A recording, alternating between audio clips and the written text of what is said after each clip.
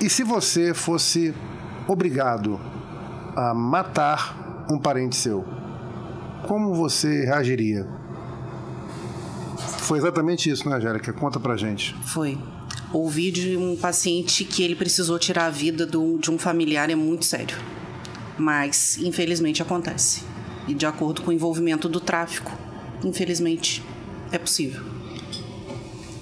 Se eu dissesse que pertinho da gente, aqui do seu lado, na nossa cidade ou na cidade vizinha, pode acontecer de uma pessoa não ter água para beber, é isso, Cris? É verdade, é isso. Eu cheguei para esse assistido e perguntei quantos copos de água por dia ele estava bebendo. Acho que é uma preocupação na nossa anamnese enquanto nutricionista. E ele falou assim, depende. E eu não entendi, né? Nunca tinha visto isso tão de perto. Depende como assim? Depende. Se chover, a água fica barrosa. Eu não tenho água encanada, nem esgoto onde eu vivo. Então, tem dias que eu não tenho água nenhuma para beber. É algo que assusta, que choca muito, porque água, muitas das vezes, né? Onde você tá, onde você entra... É algo que não passa pela nossa mente viver ou imaginar que um outro ser humano passa. É isso aí. Agora, se eu dissesse para você que ninguém vai no aniversário da sua filha, mesmo que você ache que a sua autoridade e a sua convivência com a droga pode sociabilizar, é assim que acontece? Como foi essa decepção, Ciro? Conta pra gente. Nem sempre é assim, né? O mais impactante foi ele, enquanto autoridade dentro do envolvimento do tráfico, não receber ninguém na casa dele, na festa de aniversário da filha de 3 anos, justamente por terem medo da imagem dele ou de qualquer coisa que ele possa vir a fazer contra as pessoas. É isso aí. Um novo começo? Uma nova escolha? Está começando o primeiro Pod Vida, o podcast do Circuito pela Vida.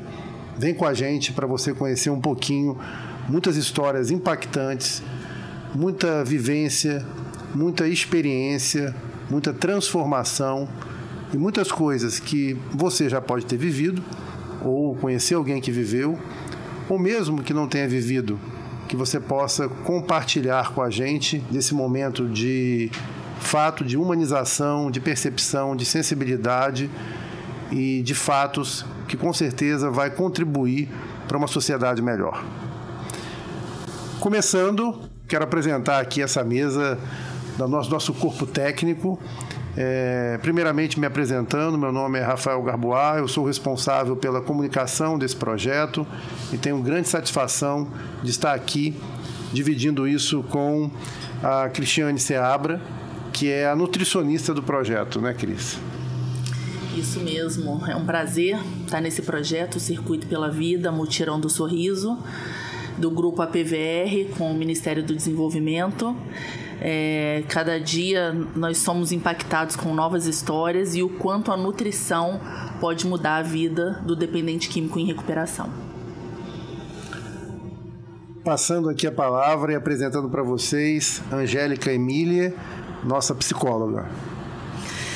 Bom, muito bom estar aqui com vocês. Esse primeiro momento é de extrema importância para todos nós e a psicologia contribui imensamente nesse processo de recuperação, tanto do dependente químico quanto da sua família na vivência da codependência. Então, trabalhar o resgate da dignidade humana e a valorização da vida de todas essas pessoas é de fundamental importância para o trabalho da psicologia. Perfeito. E do lado dela, o nosso dentista, Ciro Torres. Prazer participar desse projeto. É muito bom a gente conseguir levar essa resgate para essas pessoas e importante também esse olhar em relação ao resgate da saúde bucal e o quanto a droga e o álcool realmente degrada essa parte do nosso corpo, né? E nossa saúde no geral. Perfeito. Nós temos 4 pontos aqui muito interessantes, né? Que é a comunicação, né? Como que eu costumo dizer que comunicação não é o que você fala, né? mas é o que as pessoas entendem. Então, como que a gente vai se comunicar com essas pessoas? E muitas vezes, por falta de comunicação, por carência de comunicação, essas pessoas entram num caminho de dependência química, né? E aí a gente tem um processo da psicologia tão importante, né? Nós temos aqui também a importância de como que a gente estrutura essa questão do físico, do corpo, e que reflete a mente, né? Que reflete as emoções, né? E essa questão do sorriso, né? Sim. Como você falou, como isso destrói, né? Esse sorriso, né? A boca, autoestima, né? Eu quero colocar uma coisa muito importante, que é agradecer, né? A Associação dos Aposentados e Pensionistas de Volta Redonda, toda a diretoria, todo o corpo da APVR, né? Como a gente diz, vem para a AP, né? E vem para o Circuito pela Vida. Bem, vamos lá então. Fala um pouquinho para a gente sobre... começando aqui, eu acho que no pontapé da psicologia, né? A gente sempre fala um pouco sobre a importância disso para a vida, né? E principalmente nesse momento que a pessoa chega num estado de não ter mais o domínio, né? E se tornar um dependente químico. Fala um pouco sobre, para a gente, Angélica, a importância desse processo. O contexto das emoções como um todo, ele é de extrema importância, né, de ser trabalhado. O olhar da psicologia, principalmente dentro desse processo da reabilitação das pessoas que fazem uso de álcool e outras substâncias, ele é muito amplo, porque vai de vários fatores que podem ter desencadeado a necessidade pela busca do uso dessas substâncias para poder lidar melhor com alguma das suas questões de cunho pessoal. Na grande maioria das vezes, a pessoa que está na dependência química, ela pensa em resolver o seu próprio problema, a sua própria questão, a sua própria fragilidade, mas nem sempre ela pensa no contexto do seu entorno. E, infelizmente, as pessoas próximas que vivenciam a situação da codependência são tão afetadas quanto os próprios adictos. Então, a situação da dependência ela tem crescido muito. Os transtornos de ansiedade geram a necessidade pela busca de alguma substância para sanar com pequenas necessidades, né, que possam surgir no decorrer da vida. E esse trabalho dentro do Circuito pela Vida, ele é muito importante, porque nós temos atendido instituições que tinham essa carência de um acompanhamento mais específico por profissionais de nível superior, que chegam para agregar dentro da proposta do que lhes é sugerido. Perfeito.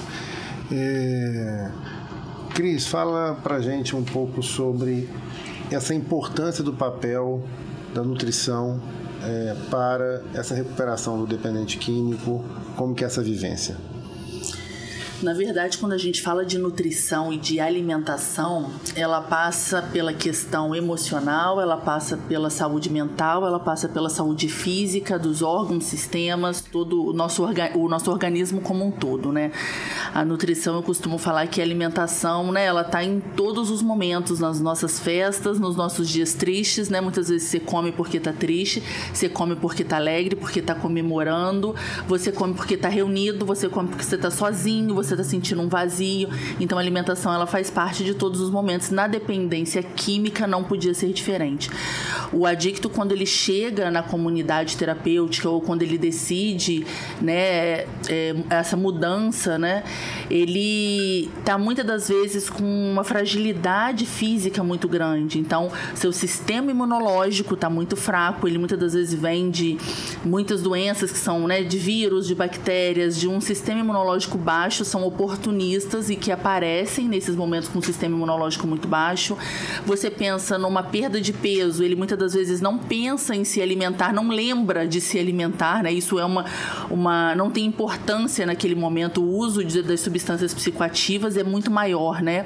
Ele começa a perder a noção de dia, de noite, de quantidade, muitas das vezes, de uso. Então, a alimentação é sempre o segundo plano. Então, a perda de massa muscular, a perda de peso sempre é muito grande nesse momento. Você pode pensar em fragilidade de órgãos, vamos supor, se a pessoa já tem uma patologia pré-estabelecida, um diabético, né? A gente vê muito diabético, hipertenso nas comunidades terapêuticas.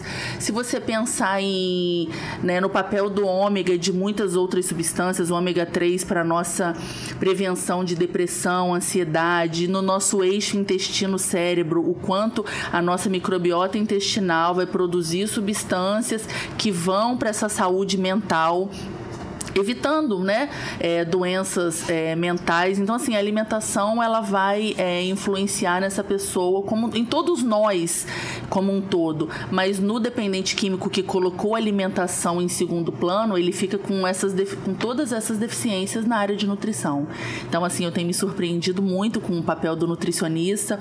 Confesso que quando eu fui convidada, né, a maioria dos nutricionistas nunca esteve num projeto com dependência química, não é uma tema, uma prática, isso não é um tema simples, né? Não é um tema que existem muitos caminhos, muitas saídas, né? Muitas clínicas, a gente não tem tanto isso. É um projeto inovador. Parabenizo mais uma vez a associação e o Ministério de Desenvolvimento e Assistência Social, porque é um projeto que exige uma estrutura qualificada.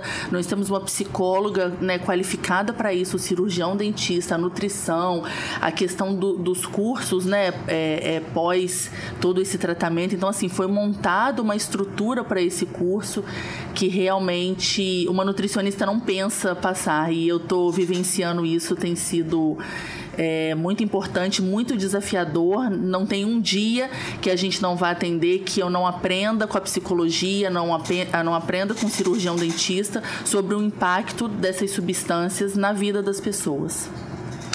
A gente costuma dizer que a gente é o que a gente come, né?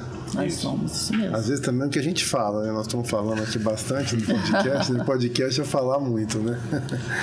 E, de fato, nesse momento, para o dependente, faz parte de algo realmente primordial. Muitas das vezes eles mostram uma foto, né, pra gente. Olha como que eu cheguei aqui na comunidade, olha como que eu tô hoje. E isso é realmente muito impactante. E ali o que você mais vê, normalmente, o que é visível, é a questão da nutrição.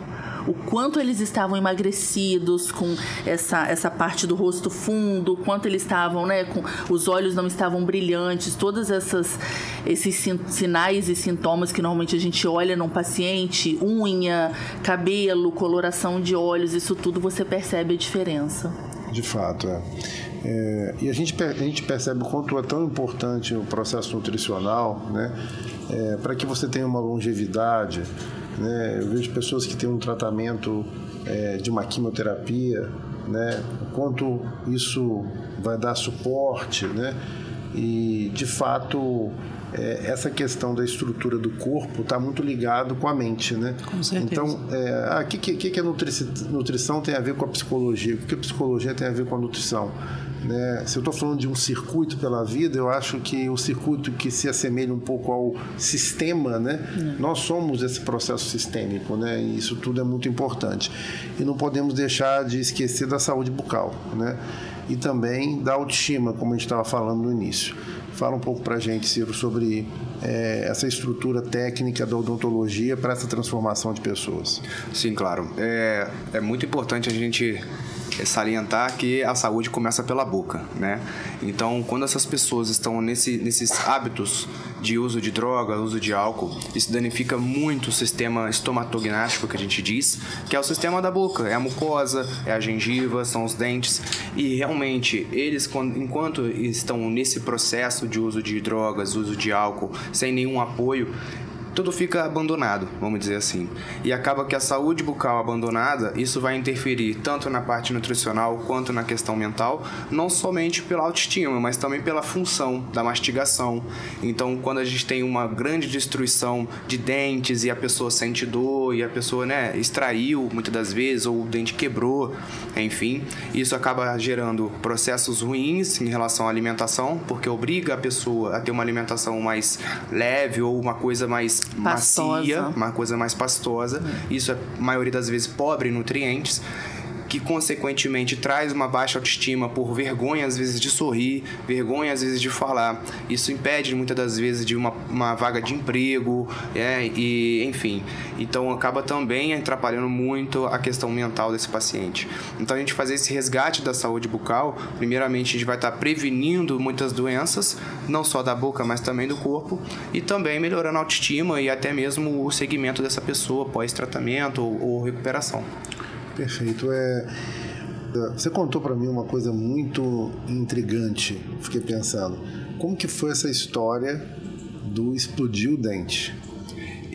A gente tem um paciente que ele já foi preso, e uma das formas na rua, enquanto ele estava usando drogas, enfim, uma das formas que ele tinha para sanar a dor dele de dente era simplesmente pingar, eu acho que era naftalina, alguma criolina que você falou. Criolina, não sei, alguma coisa assim, que ele pingava dentro do dente e o dente simplesmente explodia. É uma coisa que eu confesso que, enquanto profissional, eu nunca tinha ouvido falar nisso, então foi um artifício que ele descobriu, contaram para ele, e ele fez isso com pelo menos uns 4, 5 dentes. Então, assim, é uma questão que para ele perdeu completamente o valor da saúde própria, sabe? Isso é uma questão muito impactante, pelo menos para mim. Isso que Angélica, que o Ciro acabou de falar, eu ia perguntar para ele, como tem sido, além de como um profissional da odontologia, um cirurgião dentista e uma nutricionista, como tem sido a experiência, que a gente começou com histórias impactantes, o Pod Vida, E como tem sido essas vivências, E você deve ter escutando muitas coisas, É claro, uma psicóloga, ela tem exatamente a habilidade, técnica, e o talento para escutar e conduzir. Mas quando a gente fala de um processo como esse, que é bem acentuado, bem tênue, me diz um pouco sobre esse escutar. Essa escuta qualificada, em muitos momentos, ela é desafiadora, porque através do nosso código de ética nós fazemos as escutas sem nenhuma distinção de vivências. Mas muitas situações se apresentam de maneiras surpreendentes e muito, muito mesmo impactantes. Vai desde a história, vão desde de situações onde... Como essa que você tinha falado, Sim, como da pessoa do adicto que precisou matar uma pessoa da sua própria família por conta da sua sobrevivência, porque ou mata ou morre. Ou você mata ou morre, infelizmente. Você está envolvida com o tráfico. E essa vivência com o tráfico, ela é bastante cruel. Você quando se envolve... nessa questão do uso das drogas, você ou realiza uma ação que o chefe te denomina, te direciona, ou então quem paga é você. E, infelizmente, essas situações acontecem muito, São poucas das histórias que chegaram até nós, mas elas nos impactam muito. E todas essas questões que vêm de acordo à personalidade, ao caráter das pessoas, eu faço as escutas especializadas, conduzo as orientações conforme as demandas, principalmente no que tange ao descontrole de emoções que são vivenciados, por eles, principalmente das pessoas que têm esse envolvimento com o tráfico. Mas a questão das emoções, ela é fundamental em todos os processos da nossa vida. Passamos por situações de fragilidade, de frustrações, e às vezes o meio mais próximo no momento para tentar aliviar um mal-estar que se tenha é o recurso. As pessoas entendem como sendo o recurso pelo uso de álcool ou outras substâncias.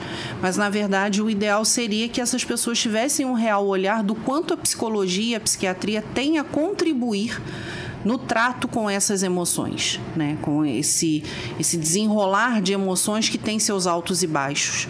Então, a importância desse acompanhamento especializado é muito grande. No entanto, que a orientação para que essas pessoas que nós estamos atendendo, que estão no processo de recuperação, é de que, ao terminar o seu período de reabilitação, esse cuidado se mantenha. Ou seja, o cuidado do acompanhamento psicológico, com minimamente uma sessão de terapia semanal, e o acompanhamento psiquiátrico, quando há necessidade da interação medicamentosa, é de fundamental importância para o seu bem-estar e para o seu caminhar, né, pós o período de internação na reabilitação.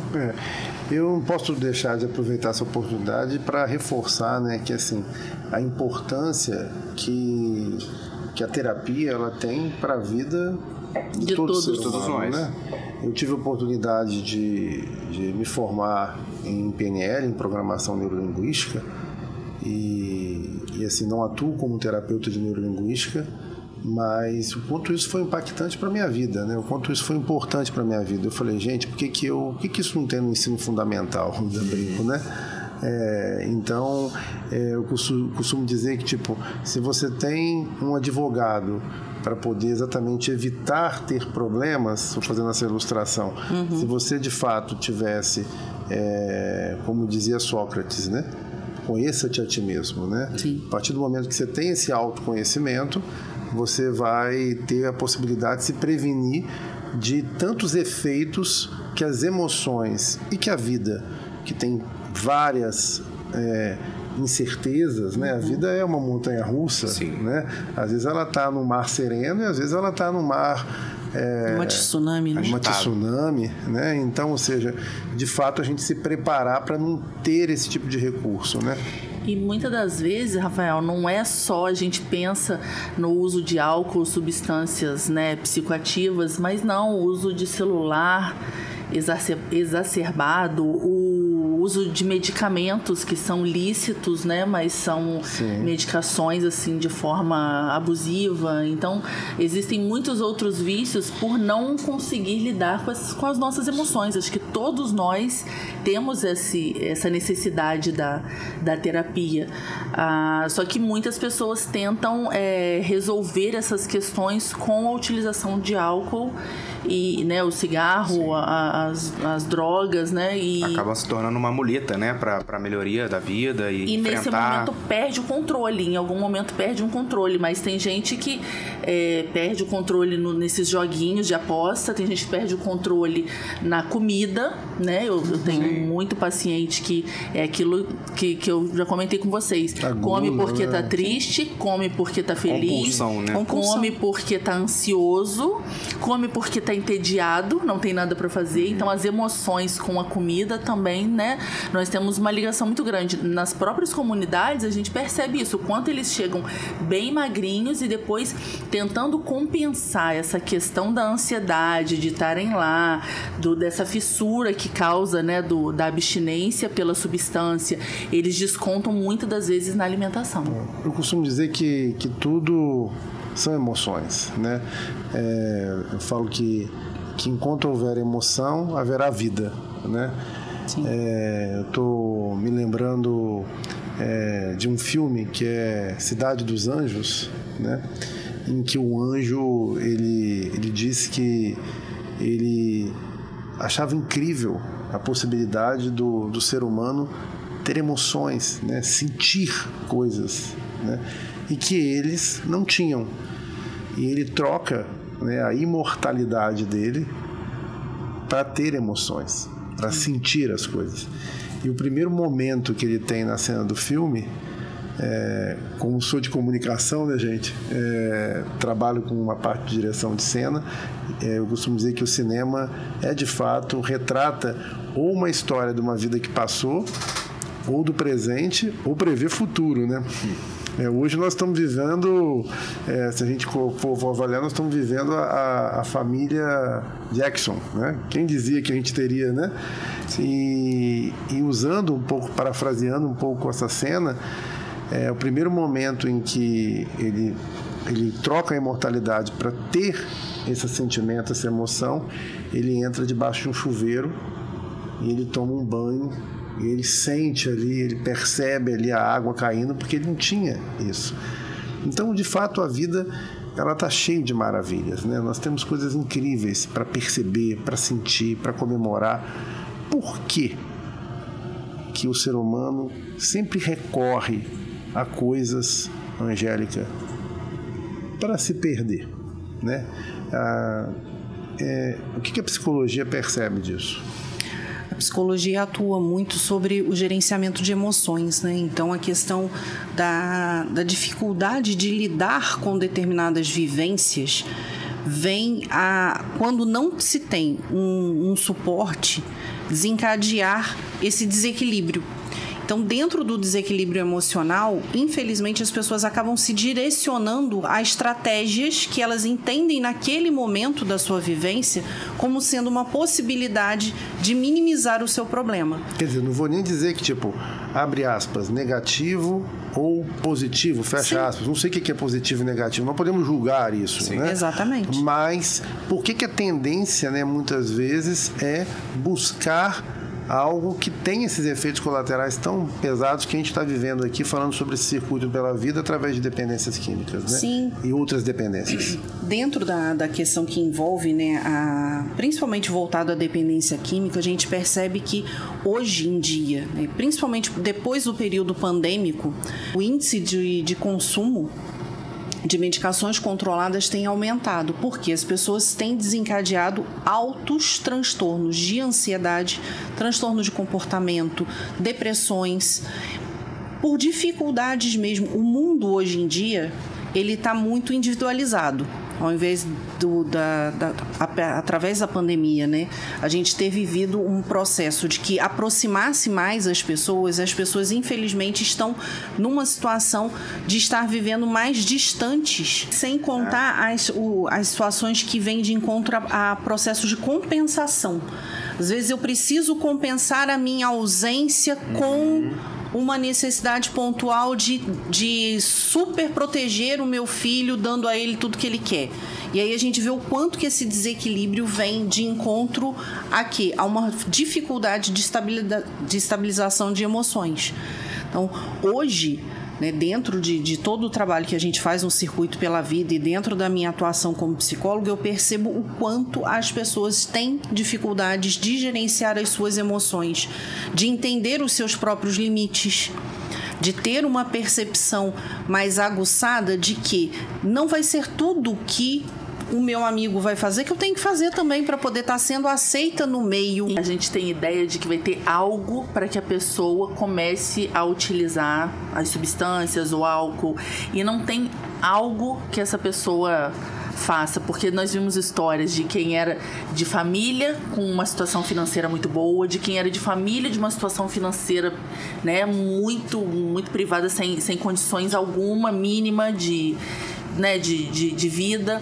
Nós vimos pessoas que tinham um carinho o tempo inteiro, super protegido. Nós vimos um que a família era toda desestruturada. Eu acho que a gente viu pessoas que entraram nas drogas com 6 anos, né? O pai muitas das vezes consumia o álcool e ofertava. A gente viu pessoas que iniciaram a utilização de álcool e drogas na adolescência por questões de curiosidade, influência. E nós vimos pessoas que entraram nas drogas aos 40 por alguma outra situação, aos 50 por outra situação. Então, assim, não tem idade, não tem classe social, não tem uma estruturação de família. A gente sabe que tem coisas que são propícias ou não, mas não tem. A gente pode conviver e constatar na prática o quanto como você lida com aquilo que a vida te deu. Sim, é verdade. Porque são gatilhos. Sabe uma coisa que assim, nos nossos laboratórios, né, nós fizemos algumas rodas de conversa, né, vivenciamos um processo intenso, né, de entender o projeto, né, de fazer os laboratórios para desenvolver esse podcast, para desenvolver a série de episódios que está na plataforma, né. Então, assim, que inclusive eu convido você a acessar a nossa plataforma aqui, ó, debaixo no rodapé do vídeo, tá? Para você conhecer um pouco toda a estrutura desse projeto, né? Mas uma coisa que eu acho que você falou, Angélica, num desses momentos, assim, foi as pessoas não... Elas acham que são fortes, né? Como você citou, que não vai acontecer com ela. Como que... Você falou de uma forma que foi bem interessante. Na maioria das vezes, as pessoas acham que o problema do envolvimento com as substâncias lícitas ou ilícitas nunca chega na vivência, nunca bate ali na porta da casa dela, né? Ela olha o problema na casa do vizinho, mas não percebe dentro da sua própria casa.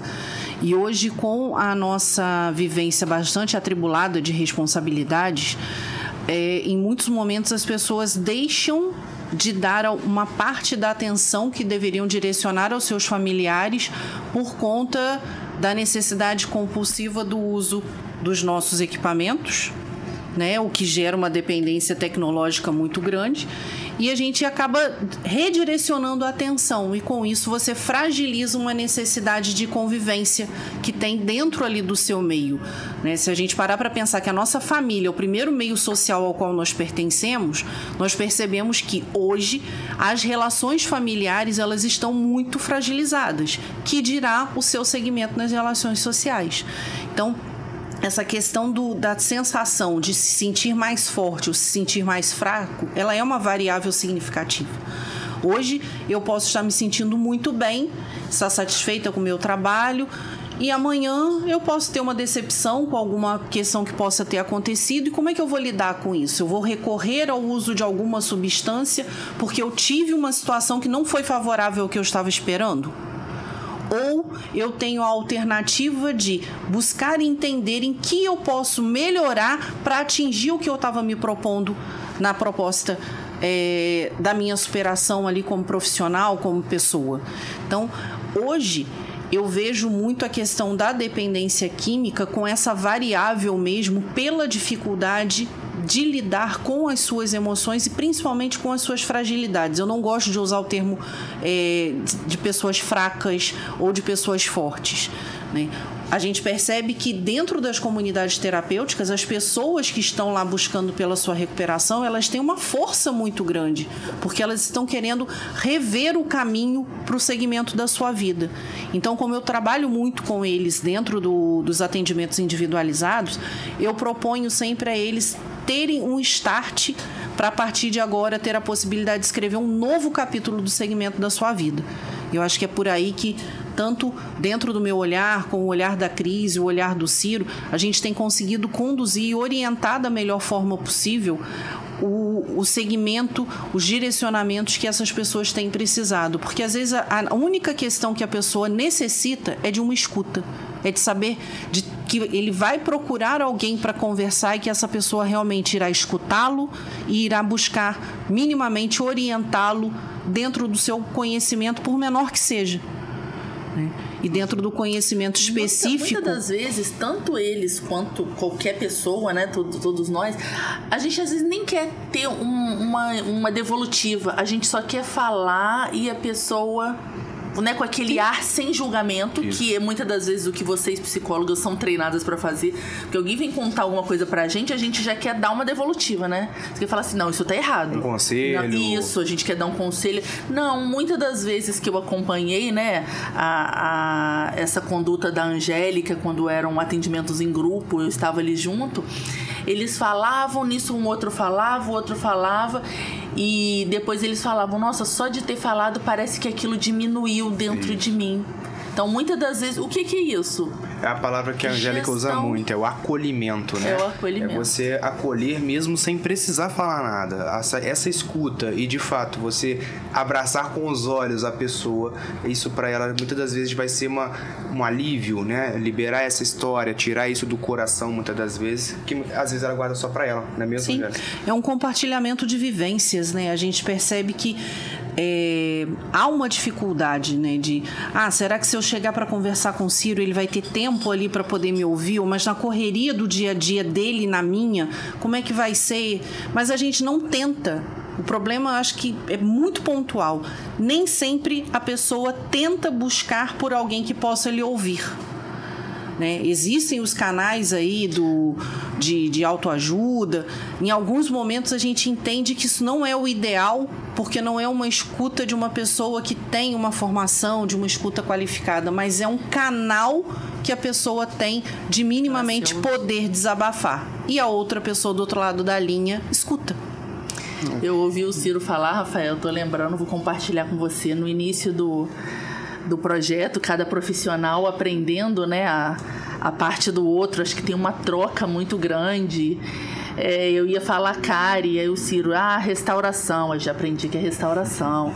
Aí a Angélica, né, organizando todo o nosso início, ela falou assim, esse primeiro momento será acolhimento. Eu falei assim, gente, será que como assim acolhimento, né? Um linguajar de psicólogo, eu olhei pra cara do Ciro, ele fez cara de que tava entendendo, eu fiquei quieta. Depois eu falei, não, gente, eu vou ter que perguntar, como assim acolhimento? A gente chega, abraça, eu já sou uma pessoa que eu adoro abraçar todo mundo. Falei, a gente vai chegar, abraçar, pra eles se sentirem acolhidos. A Angélica ficou olhando pra minha cara, não, Cris, acolhimento, a gente vai conversar, vai ouvir, é justamente isso.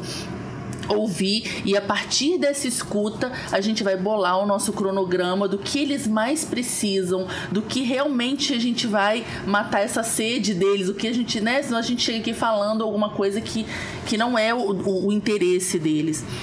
Então eu aprendi. Essa coisa de ouvir, né, o acolher pelo escutar é uma coisa muito interessante. Me fez até lembrar de uma palestra de um psicanalista, um psicólogo que tem por hábito fazer grandes palestras para um público muito grande. Hoje tem um grande ativo de presença online. E aí ele falou que um dos maiores casos de traições que um marido, uma esposa chega para ele numa sessão de terapia, conta que está traindo, a conclusão é de que o outro parceiro não escuta. Entendeu? É muito interessante isso. Se a gente observar hoje os diálogos, né, as conversas, nem sempre a outra parte, quando você se refere a casais, né, vou usar esse exemplo, as duas pessoas elas querem expor os seus pensamentos, mas será que realmente um está ouvindo o que o outro está falando? Ou um está intervindo na fala do outro constantemente? Acho que o problema maior do diálogo é exatamente isso. Porque a gente começa a falar, automaticamente alguém vem, me corta e aí eu não consigo concluir meu pensamento. Então, o ideal é que a gente possa realmente se permitir falar, mas enquanto o outro fala, eu escuto, e quando eu falo, o outro possa me escutar, para que aí sim a gente consiga construir um diálogo rico. Sim. Né? E dentro da fala da Cris sobre o acolhimento, isso, nossa, toda vez que eu ouço isso me dá muita vontade de rir, porque eu escrevo o acolhimento nos meus materiais, na produção dos meus relatórios, eu lembro da Cristiane de imediato. O acolher é abraçar? Não, gente, o acolher é você minimamente ter uma escuta inicial do que é a história de vida dessa pessoa. Porque a partir daí você tem embasamento suficiente para construir o segmento do seu planejamento de ação. E essa foi exatamente a proposta, né? Que em todas as instituições hoje aonde nós vamos, a primeira ação é o acolhimento, para que depois a gente consiga trabalhar em cima das temáticas que são direcionadas por cada área do projeto. Embora assim, a gente tem uma psicóloga, que é a Angélica, o acolhimento da nutricionista e do dentista, muitas das vezes vai de encontro ao que ela já está fazendo, porque a pessoa tem um atendimento individualizado com a Angélica, mas também compartilha alguma história com a Cris, compartilha alguma história comigo, e assim a gente tem um acolhimento apenas de ouvir esse paciente e ter a disponibilidade para ajudar. Às vezes eu, sozinho, eu não consigo ajudar, mas nós três, a gente discute algum caso, então assim, a gente consegue direcionar melhor essa pessoa. Obviamente com o apoio da psicóloga, porque a gente precisa, mas a gente também consegue debater entre a equipe e, de fato, encaminhar essa pessoa para o melhor. Isso eu acho bacana. E resumindo, eu aprendi o que é acolhimento, né? Na visão da psicologia. Não preciso sair abraçando todo mundo. Esse compartilhamento, né, essa troca que nós três sempre fazemos é muito importante, porque a informação que chega para um profissional, ela é compartilhada entre os demais, e aí se soma a necessidade da percepção da atuação de cada área. Então, esses momentos que a gente tem, que em outra atuação minha eu trabalharia como sendo um estudo de caso, né? Esses momentos de trocas realmente dão um referencial para que a gente consiga, enquanto equipe Multirão do Sorriso, atue da melhor forma possível, porque a ideia final da proposta da nossa equipe é resgatar o sorriso dessa pessoa na sua íntegra. Sim, faz realmente uma boa ilustração, esse sorriso dos lábios, da boca, né? Que reflete esse sorriso do coração, da mente, da do saúde. corpo, da saúde, né? No geral, né? E eu tava pensando aqui, né? Muitas pessoas, não só a psicóloga, mas todo mundo tem um pouco do psicólogo, né?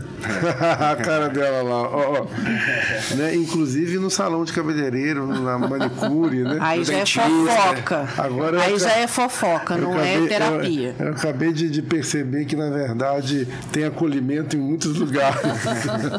Manicure, então, é ótimo, né? Eu falo tem que... uma manicure que fala, uma amiga que fala assim: Rafael, eu vou começar a fazer psicanálise porque as mulheres, até homens também, que, né, enfim, vão sempre contando, ou seja, a necessidade de ser escutado, né? Sim. Brincando aqui um pouco, porque bom humor com certeza faz parte do nosso circuito, né?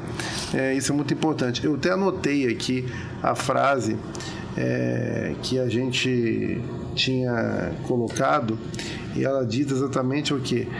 Por você achar que é forte. Que é isso que a gente tinha comentado aqui. Sim. Por você achar que é forte, é a grande e uma das maiores ilusões. Porque a gente acabou de lançar, né, o primeiro episódio da série, né, como um preview ali, e o primeiro episódio é a ilusão, né? E aí você fala, a primeira ilusão é achar que é forte. Sim. Né?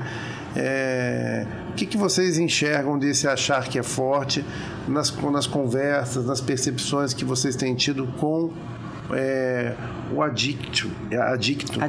Inclusive, eu queria até deixa eu abrir aqui, fazer um sursi.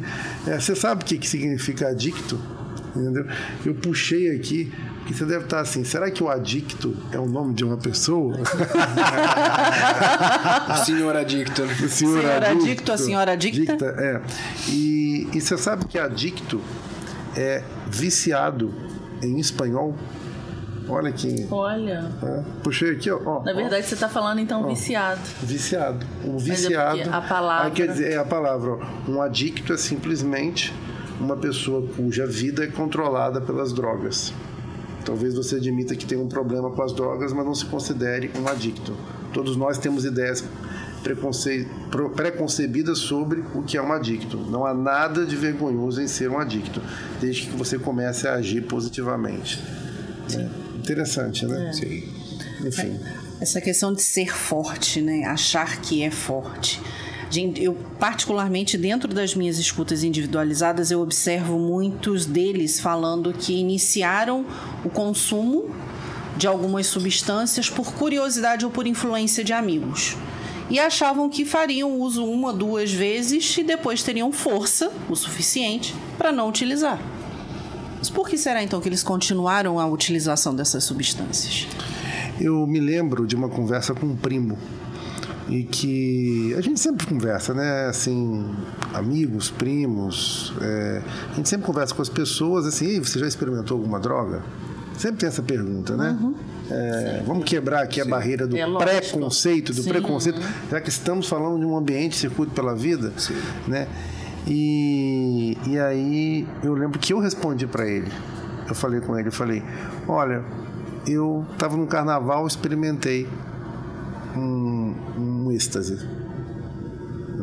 mas eu nunca gostei de nada que me domine, entendeu? E entender os meus limites é muito importante.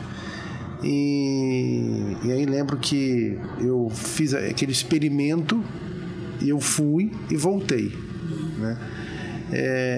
E ele falou comigo: nossa, eu não posso fazer isso, porque eu fiz isso com a maconha e eu mergulhei e não consegui. Então, se algo me faz muito bem, eu não consigo parar de consumi-lo, mesmo que eu percebo que ele me domina. Sim. Já eu não.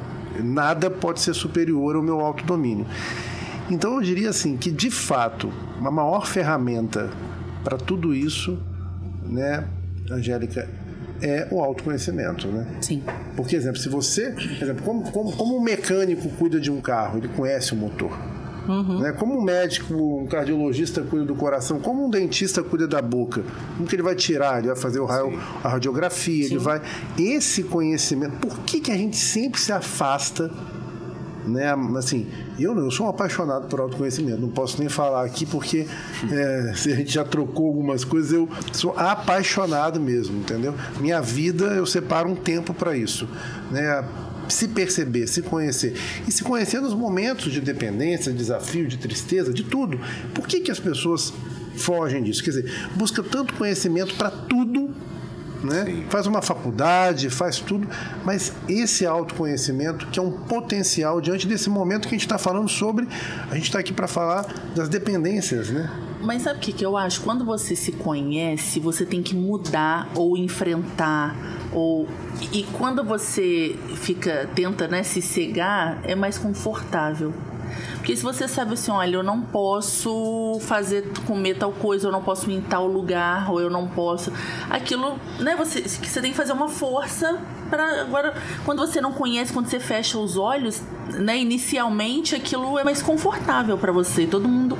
Hoje em dia, num mundo que todo mundo tem que ser mais confortável. Hoje em dia, os pais querem que os filhos não machuquem os joelhos. O filho não pode cair da cadeira. Inclusive, tivemos aí... O filho tem que sentar na janela, recentemente, mesmo que o lugar não seja dele, para ele não chorar. Tivemos recentemente, nem entra nessa cena, uma polêmica imensa. Melhor a gente não conversar sobre isso. Sim, tem dar seguimento aqui nas dificuldades. As pessoas não podem se frustrar, não podem se machucar. Nossa, se você terminar comigo, eu vou morrer.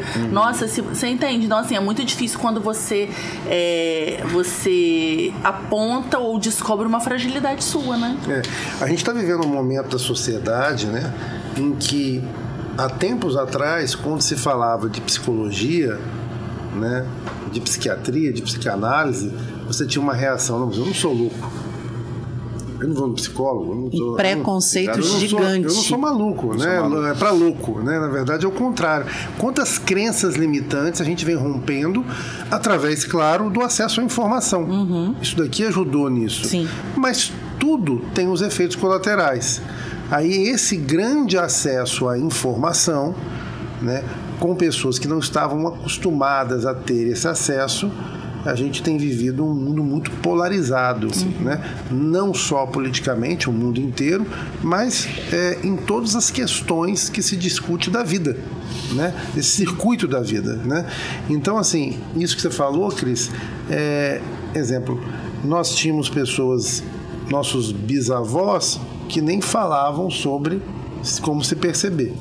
Hoje nós temos jovens falando muito disso, mas absolutamente frágeis. Eu percebo que isso é um circuito, é um processo, né? A Angélica pode até falar isso com um olhar técnico mais profundo da psicologia, de tipo assim, eu acredito muito que a gente pode estar seguindo para esse equilíbrio.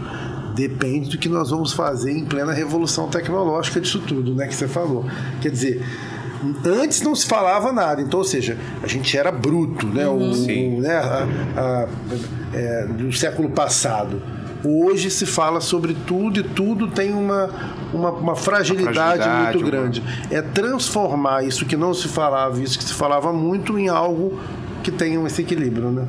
Porque, na verdade, se a gente parar para pensar dentro do que a Cris estava pontuando, as dificuldades de sair das suas zonas de conforto são muito grandes, porque aí isso vai te direcionar o quê? A perceber fragilidades que você tenha.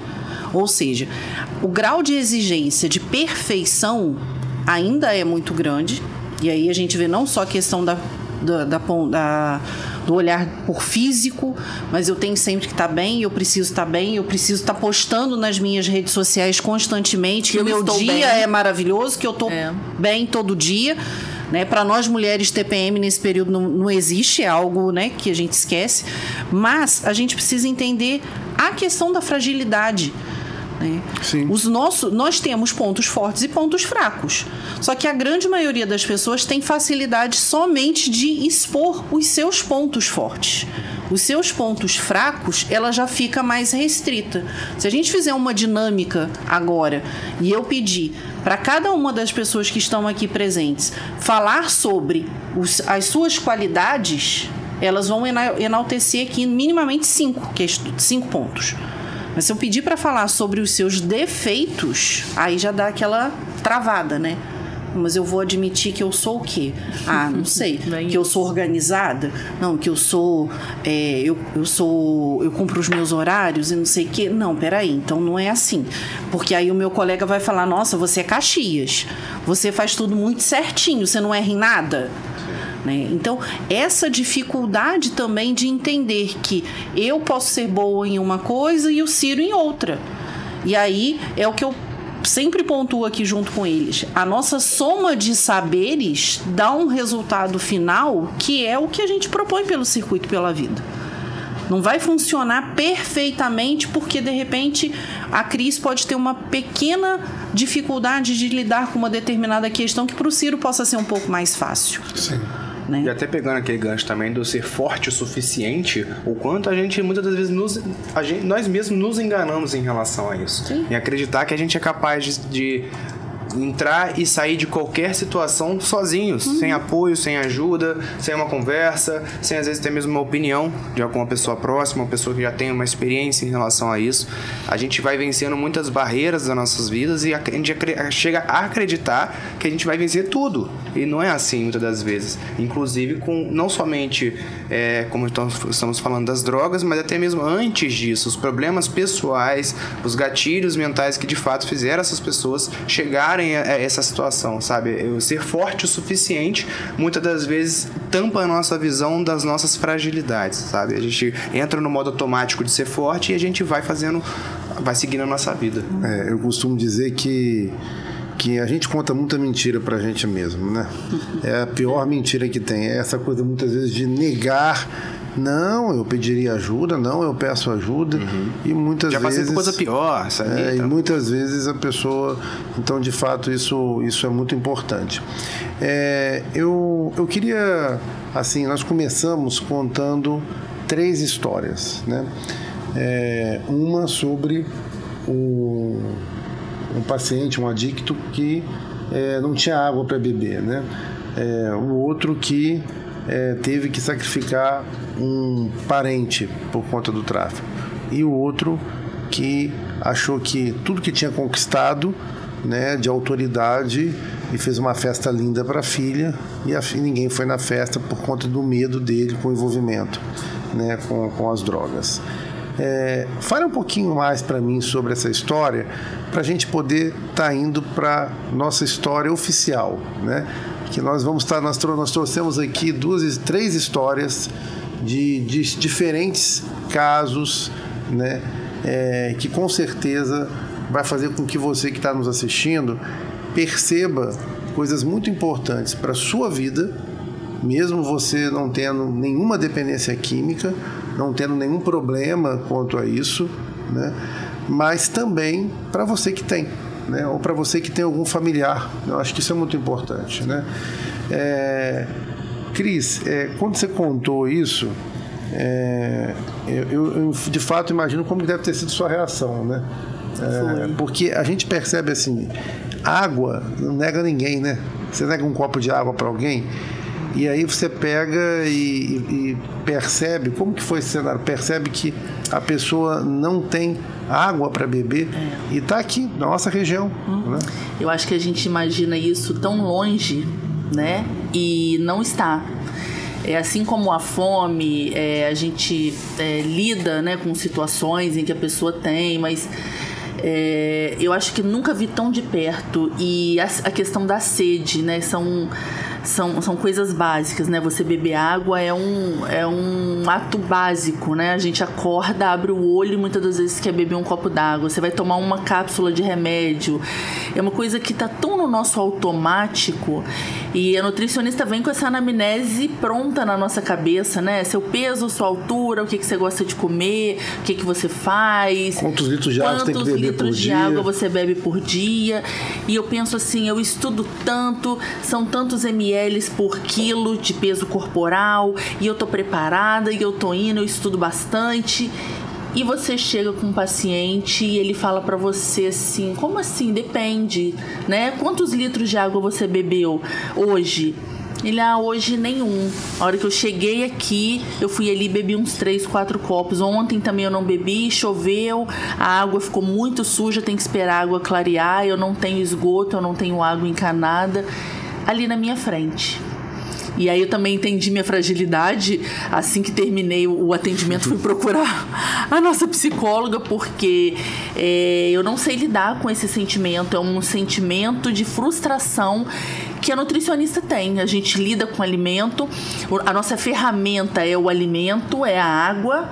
A gente aprende que a água é vida, que foi Deus que nos deu, e eu vejo uma pessoa na minha frente falando que ele bebe água quando tem.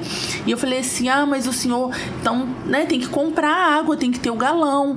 Ele falou assim, minha filha, eu não tenho dinheiro para comprar comida, eu vou comprar água. Entre escolher comprar comida e comprar água, eu acho que eu tenho que comprar comida.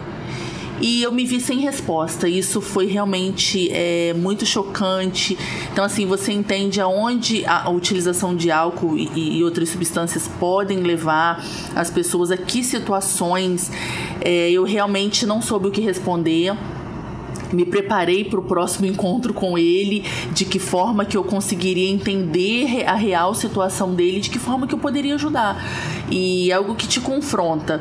Você lida com comida, você lida com alimento, com saúde, e você, né, vê uma pessoa que não tem um copo de água, nem que seja para tomar um remédio. Ele falou, às vezes eu desço da onde eu moro, da comunidade onde eu moro, passo em alguma loja, fico assim, pode me dar um copo d'água para pelo menos eu tomar os remédios do dia, né? Ele sofreu um acidente, essa pessoa em específico que eu tô falando, e ele tem que tomar uns remédios diariamente, então pelo menos pro remédio ele precisa. Ele falou, mas já teve vez de eu não conseguir descer da minha comunidade e ficar um dia, 2 sem tomar o meu remédio que é diário. Então, assim, é incrível, né? É algo que quando você passa e você não pode, né, se apiedar daquilo ali, você tem que pensar assim, de que forma uma nutricionista, enquanto não se sentir impotente, né? Eu me senti realmente impotente, e foi aí que eu realmente vi a necessidade de conversar com a Angélica. Realmente eu fico também aqui sem palavras para poder expressar, né? A gente precisa valorizar, né, de fato, essas pequenas coisas da vida, né? E também entender esse caminho de autodestruição, que eu posso dizer assim, né? Porque, quer dizer, é uma pessoa que é um dependente, né, que estava, claro, se recuperando, né? Quando você fala do banho, a sensação da água caindo na sua cabeça, você entende? São coisas tão pequenas, mas quando você não tem aquilo ali, parece, né? E você não pensa que você vai ver uma pessoa na sua frente e vai falar assim, eu não sei o que é uma água caindo na minha cabeça para eu tomar um banho. Eu não sei o que é acordar e não ter um copo de água para beber. E isso tudo reflexo, né, de uma dependência química que o levou a um estado de pobreza, de estrutura, né, onde tudo foi sendo consumido, né? Então isso a gente sabe e temos clareza de que isso acontece, mas as pessoas precisam se conscientizar realmente disso, né, Angélica? Infelizmente, o uso, né, das substâncias, ele acaba levando as pessoas a situações de extrema vulnerabilidade social, onde elas não têm o básico para a sua sobrevivência. Né? Se a gente parar para exemplificar, utilizando a situação que a gente vê na Cracolândia, em São Paulo, a gente vê, infelizmente, a condição subhumana que aquelas pessoas estão sobrevivendo, porque eu não digo nem que elas estão vivendo, elas estão numa situação de sobrevida por conta do seu uso, né, abusivo principalmente na situação lá que se refere ao crack. E fala um pouco sobre essa questão do... como que foi essa conversa, como que é esse adicto que viveu esse nível de envolvimento, né?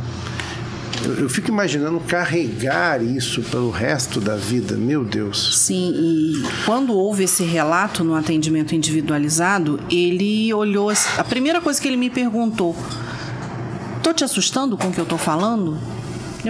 Minha resposta para ele foi a resposta que todo psicólogo daria, né? Eu tô ouvindo você sem nenhum olhar de preconceito.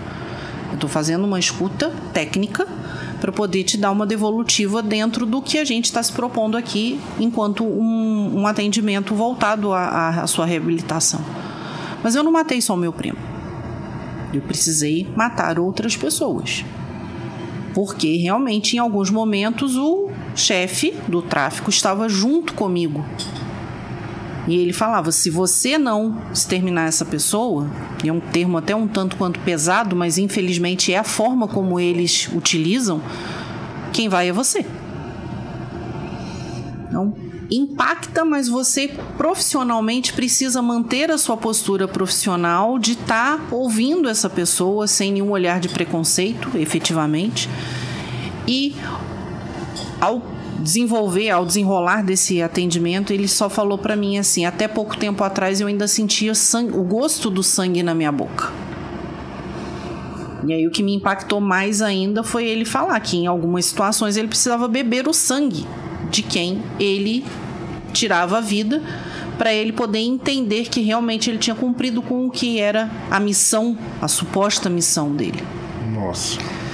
E aí de novo ele perguntou para mim: tô te assustando? Eu falei: bom, é a sua vivência e eu tô aqui para te ajudar a lidar da melhor forma possível no seu processo de reabilitação. Então vamos começar agora a pensar sobre a sua reabilitação, sobre a sua real intenção de estar limpo, de se manter limpo e recuperar o segmento da sua vida. E aí a primeira coisa que ele falou: a minha preocupação agora é com o bem-estar da minha família.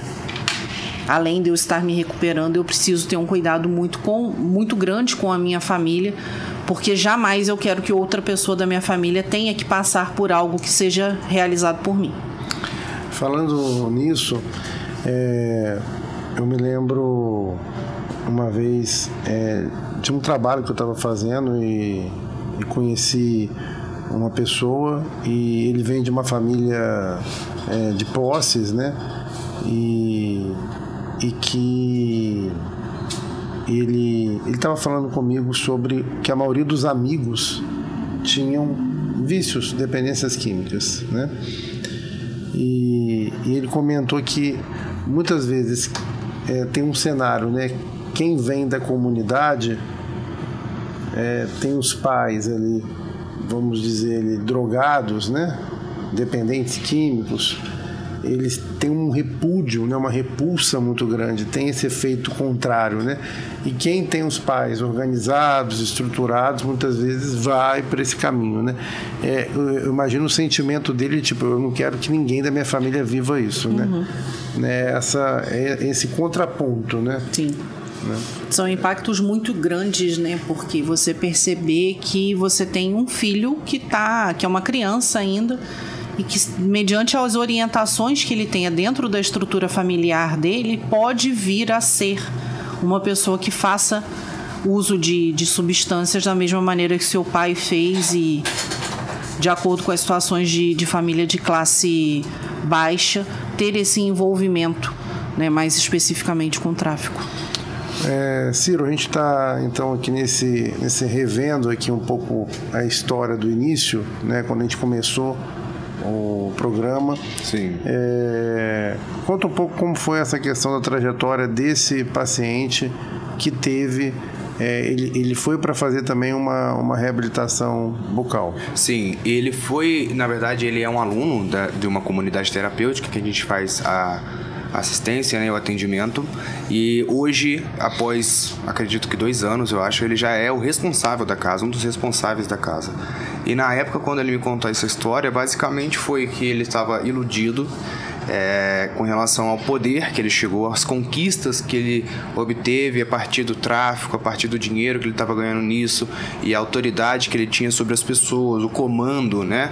E isso é uma coisa que infla muito o ego de muita gente. Então, quando ele se viu dentro de casa, com a família, se afastando das pessoas em função dele levar a filha numa pracinha e as pessoas irem embora, né? Ele começou a ver que essa autoridade, esse poder que ele tinha, na verdade, não era tudo ilusão, sabe? Ele estava, na verdade, afastando as pessoas dele. E acaba que se ele não tem ninguém perto dele, ele não tem autoridade. Então, como pessoa, ele se ressignificou e começou a entender melhor como é que deveria ser. E aí, o que mais impactou ele, de fato, foi quando ele fez o aniversário da filha dele, acho que de 3 ou 4 anos, e ninguém compareceu. Nem os coleguinhas do bairro, nem os amiguinhos da escola, ninguém apareceu justamente porque o pai, né, ele que é o provedor de tudo, o poderoso, ele mesmo fez esse afastamento das pessoas, sabe? E acaba que gerou um conflito familiar com a esposa e gera um conflito com o filho e ele se sente mal. Então é muito, muito delicada essa situação, sabe? Ele se viu numa, como é que eu vou dizer? Contrapondo ao que ele achava, justamente, todo aquele poder, né? Era o oposto daquele poder que ele achava que tinha. Todo o poder, toda a autoridade que ele tinha, na verdade, ele se viu longe de tudo. Ele se viu, de fato, desmoralizado. Mas, assim, completamente contrário, assim como a Cris falou. Completamente o contrário daquilo que ele sentia. Se sentiu desmoralizado, se sentiu afastado, se sentiu isolado. E isso estava afetando completamente a família dele. Então, ele se viu assim, como é que eu vou deixar a minha filha crescer, né? Num ambiente desse, sabendo que tem um pai assim, sem poder encontrar os coleguinhas, sem poder brincar com os amiguinhos, e quando ela crescer, ela vai se perguntar, ela vai começar a entender o porquê que isso aconteceu, o porquê que isso continuaria acontecendo, sabe? Então isso causou grande impacto para ele e para mim também, no sentido de ouvir um pai... Você nunca tinha percebido isso, né? Exatamente. Porque de fato é muito curioso, né?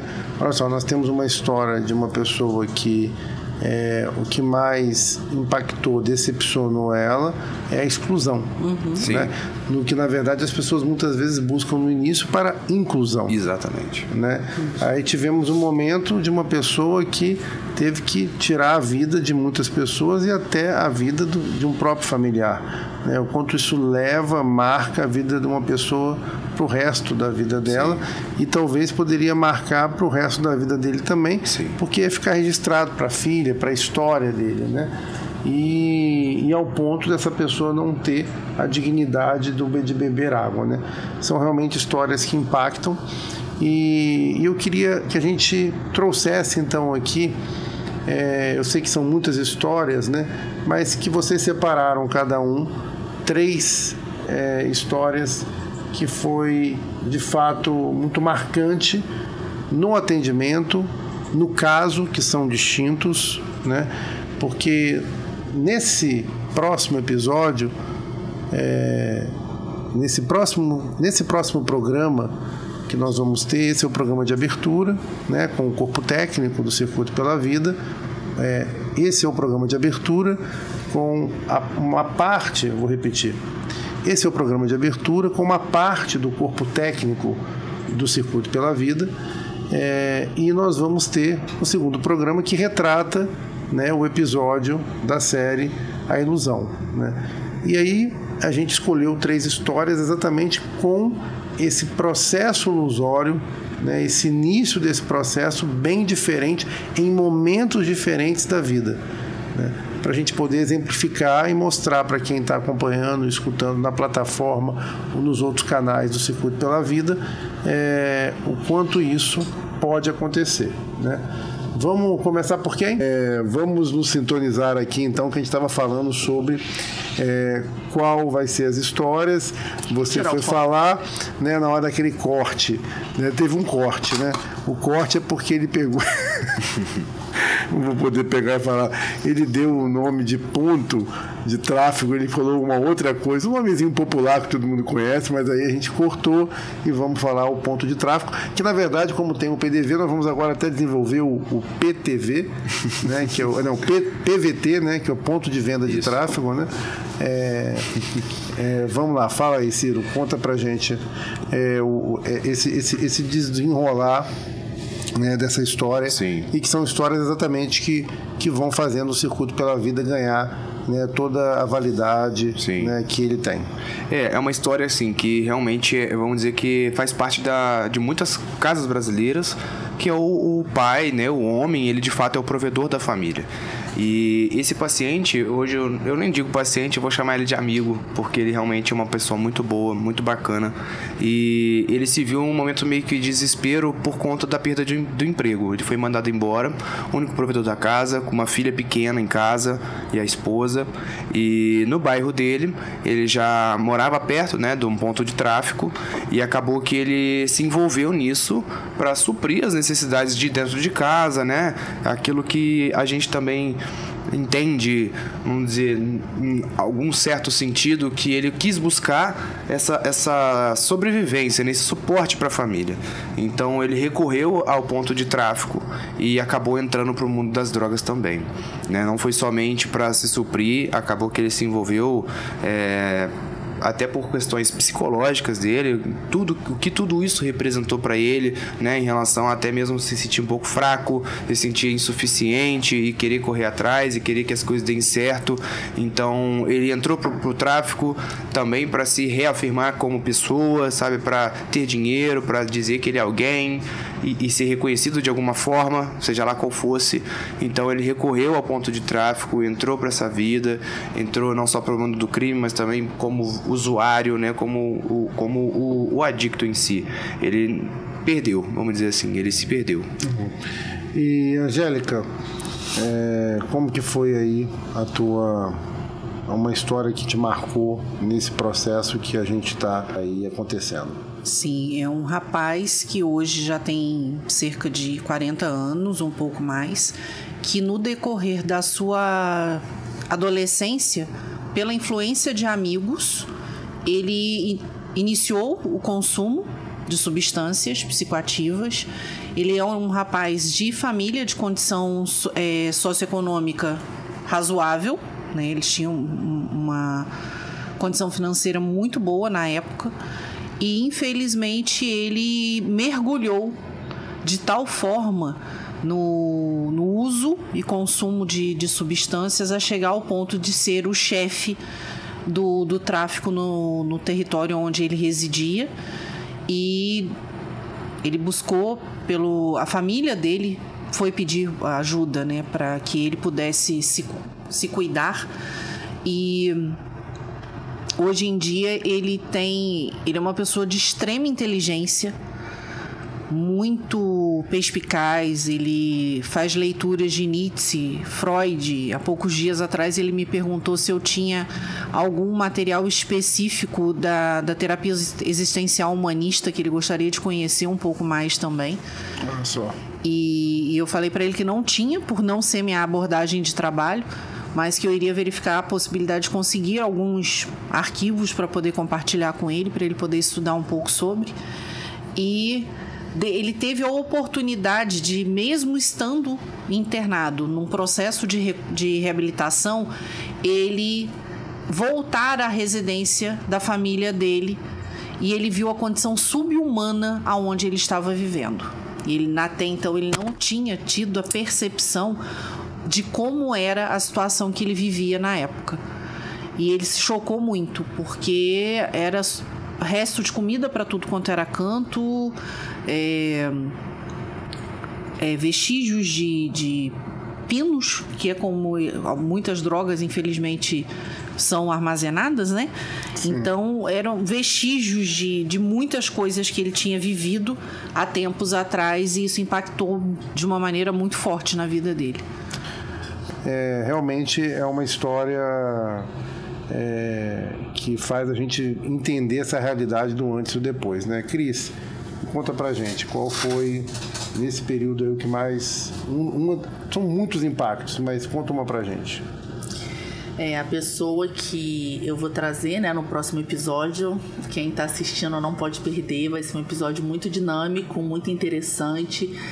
Vocês ouvindo a gente contando é de um jeito, né, a pessoa participando e contando a própria história tem um sentimento, né, muito maior. E essa pessoa entrou, né, na utilização de drogas, né, outras substâncias, e álcool e várias substâncias lícitas e ilícitas muito tardiamente por uma desilusão amorosa. Então, daí começou, né, o desenrolar da história, você vai fazendo, né, iniciou utilizando, porque hoje eu tô triste, porque hoje eu tô sozinho, e depois é aquilo que a gente, né, comentou já aqui, que não consegue mais sair, né. Vai ser muito interessante, vocês, né, não podem perder. É isso daí. Você que está assistindo o Pod Vida, o primeiro programa com o corpo técnico do nosso dentista, Ciro, nossa psicóloga Angélica, a Cris, nossa nutricionista. Eu quero colocar para vocês que nós vamos ter no próximo programa essas pessoas que viveram essas 3 histórias.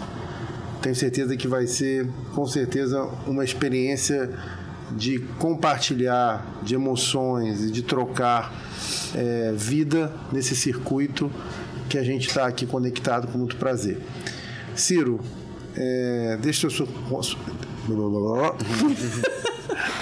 Podia deixar isso aí, não corta isso não, isso é bom.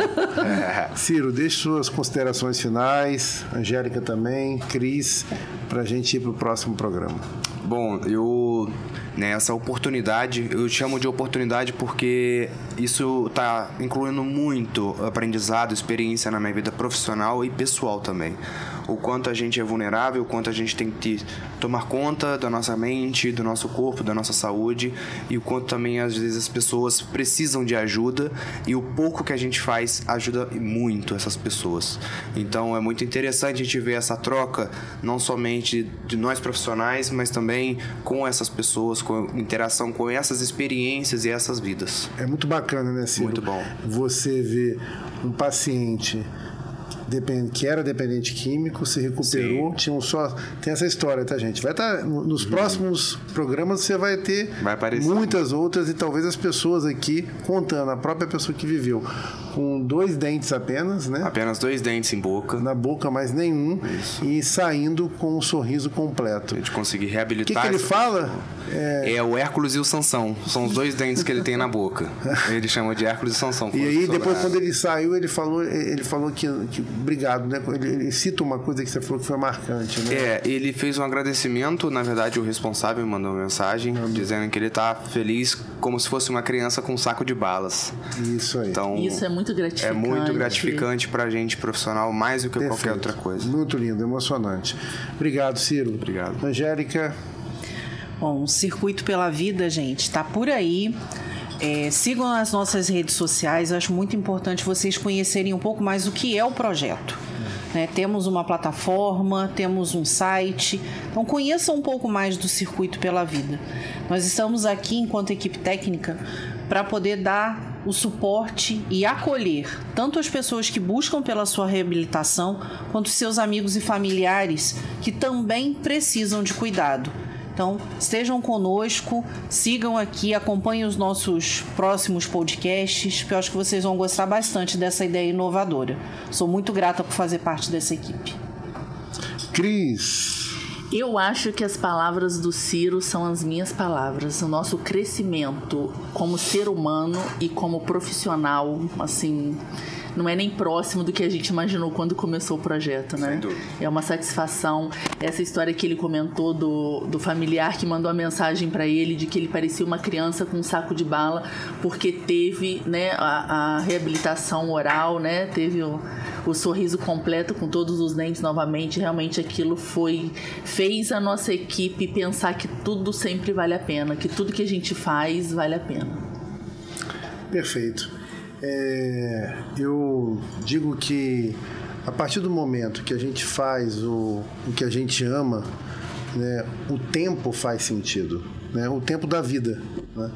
Então, de fato, acho que a gente está fazendo aqui algo que é transformador, né? Isso está ligado ao meu propósito de vida, está ligado ao propósito de vida de vocês, você que está nos assistindo, nos escutando.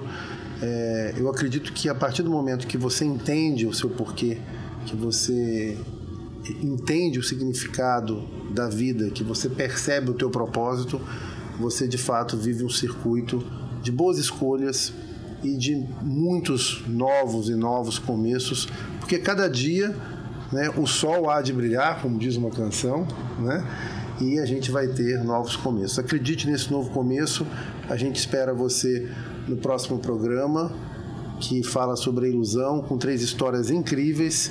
O Circuito pela Vida é uma realização do Ministério de Desenvolvimento e Assistência Social, Família e Combate à Fome, e da APVR, Associação dos Aposentados e Pensionistas de Volta Redonda.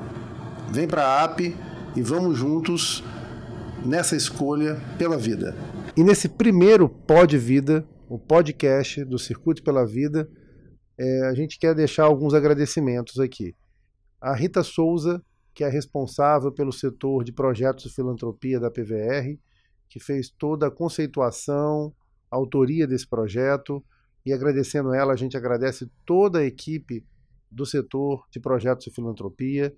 Queremos agradecer ao diretor Vida, que é o diretor financeiro da PVR, agradecendo a ele, a gente agradece a toda a diretoria da PVR, agradecer ao Eduardo Vaz, que é o superintendente da PVR.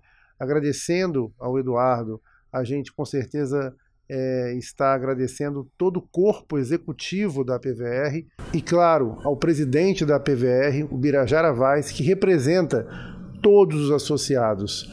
Muito obrigado, porque são projetos como esse que transformam o circuito da vida de cada pessoa.